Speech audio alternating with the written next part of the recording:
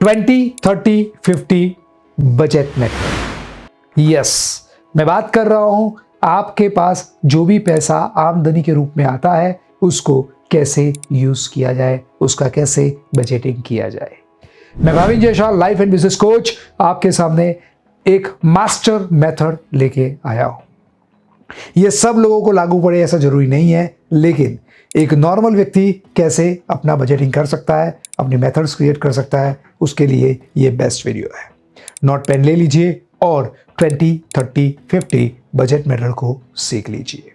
Warren Buffett कहते हैं income minus expense is equal to saving. गलत है, income minus saving is equal to expense सही है।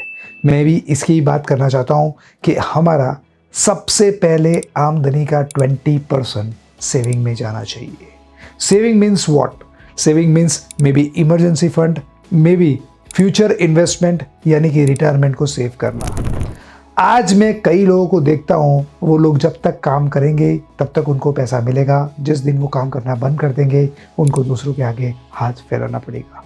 मैं हाईली रिकमेंड करता हूं one idiot, return of one idiot movie. 2 movie है, one idiot and return of one idiot. मैं आपको इंसिस्ट करता हूं पर्टिकुलरली इस टॉपिक के लिए, हिंदी में यूट्यूब पे ये मूवी फ्री है, आधे घंटे का मूवी है, रिटर्न्स ऑफ वन इडियट। जरूर देखिए, आपको दिख जाएगा कि रिटायरमेंट को सेव करने के लिए आज सेविंग करना क्यों जरूरी है।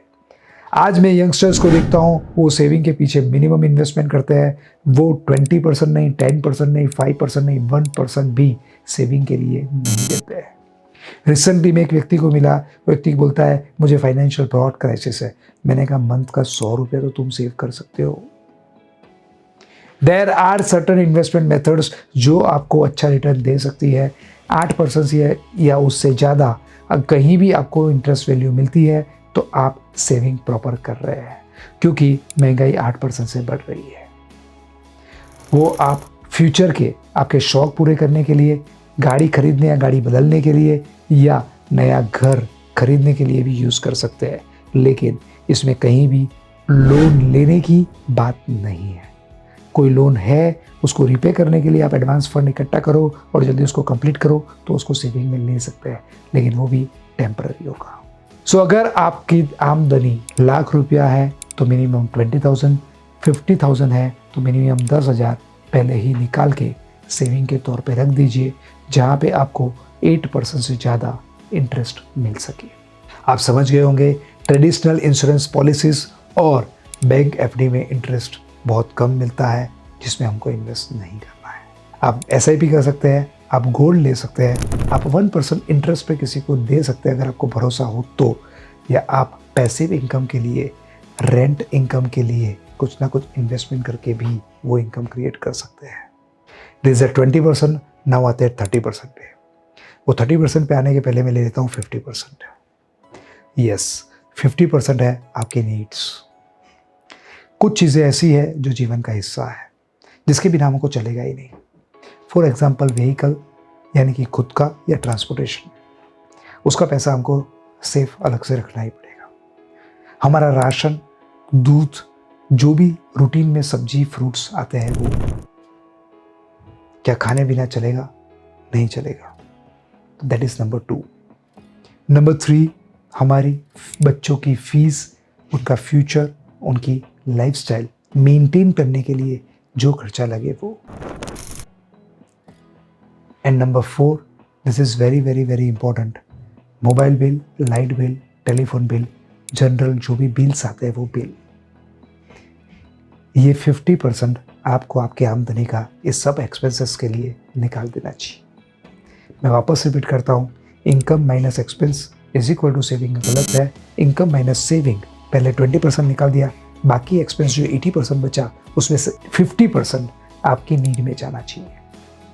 तो बाकी 30%, लेट मी टेल यू, बाकी 30% में से, यानी कि 50,000 में से 10,000 रुपया गया सेविंग में, 50,000 में से 25,000 रुपया आपके खर्चे में, और वही चीज़ ₹1,00,000 तो 50,000 रुपया खर्चे में।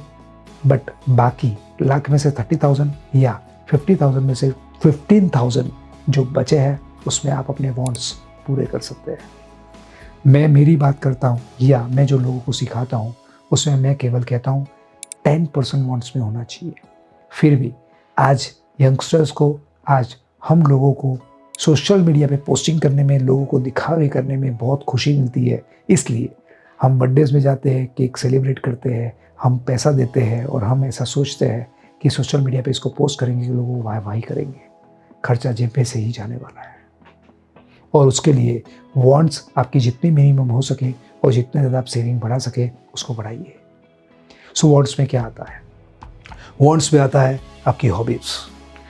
वॉन्ट्स में आता है मूवी देखना, घूमने जाना। वॉन्ट्स में आता है महंगे महंगे कपड़े लेना या ऐसी चीज़ें खरीदना जिसकी शायद आपको ज़रूरत ना भी हो। सो मेरा आपको इन्विटेशन है कि आप हो सके उतना वॉन्ट्स कम कीजिए। ये रूल मैंने इसलिए दिया क्योंकि आज अपनी लाइफस्टाइल ऐसी हो गई है जिसमें हमको ये दिखावा अच्छा लगता है। सो आप सोचिए कि एक्चुअल में आज आपका 20, 30, 50 रूल कैसे काम कर रहा है। एक्चुअल में उसको कैसे हम 20 को 40 पे ले जाए, फिर 10 यानी कि हम वॉन्ट्स के लिए 10% और एक्सपेंसेस के लिए 50% यानी कि नीड्स के लिए 50% यूज़ करें। सो ये मेथड वीडियो मैंने शुरू किया था 20, 30, 50 बजट मेथड, बट मैं एंड कर रहा हूँ जो एक्चुअल में होना चाहिए, दैट इज़ 40, 10, 50 मेथड। यानी कि 40% आप सेविंग करिए, 10% आपके वॉन्ट्स नीड्स और 50% वॉन्ट्स और 50% आपके नीड्स। क्या आप इस हिसाब से अपना बजटिंग करने वाले हैं?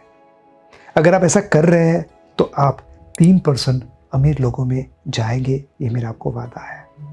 पर अगर आप ये तरह से नहीं करते हैं तो भले आप 20, 30, 50 कर पाए तो वो भी करिए, जिससे आप कर्ज में नहीं रहेंगे या किसी के सामने आपको रिटायरमेंट में हाथ नहीं फैलाना पड़ेगा।